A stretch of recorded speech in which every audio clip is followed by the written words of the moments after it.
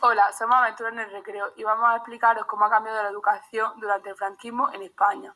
Comenzaremos hablando del franquismo de orientación totalitaria y la educación. Seguiremos con el franquismo, nacionalismo y educación. Y terminaremos con la dictadura tecnocrática y educación.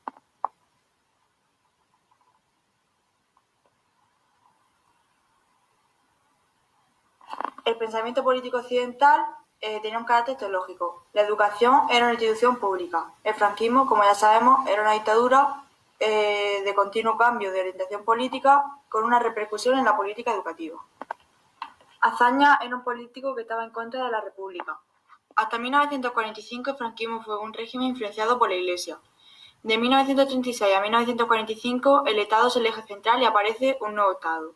El hombre adquirirá unos nuevos valores. La religión deriva en el catolicismo, que seguía en la cumbre de la educación.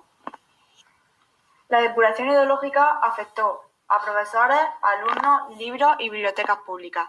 Además, los profesores se dedicaban a enseñar, puesto que de evaluar se encargaban otros. Después de la guerra aparece una orden ministerial.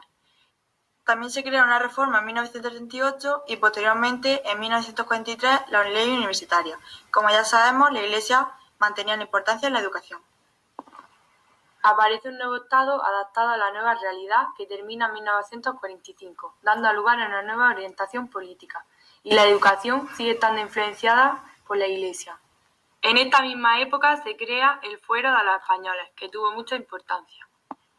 Joaquín Ruiz Jiménez era un ministro de Educación Nacional y su política del nacionalcatolicismo era flexible y realista. En la Ley de Ordenación de la Educación Media de 1953 convirtió el bachillerato tradicional de 7 cursos en 2, elemental y superior. En 1949 se creó el bachillerato laboral con sus distintas modalidades, agricultura, industria, ganadería, etc.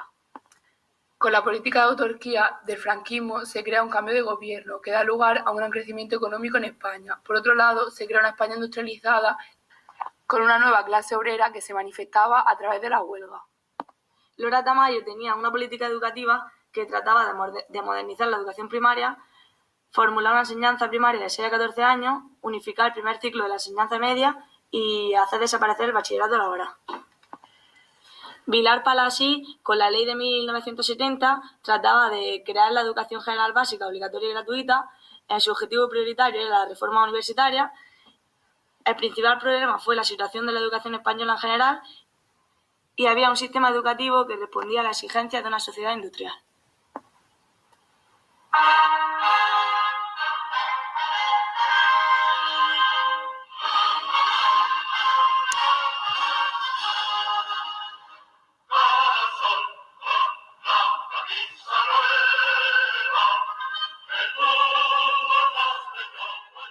Created using Powtoon.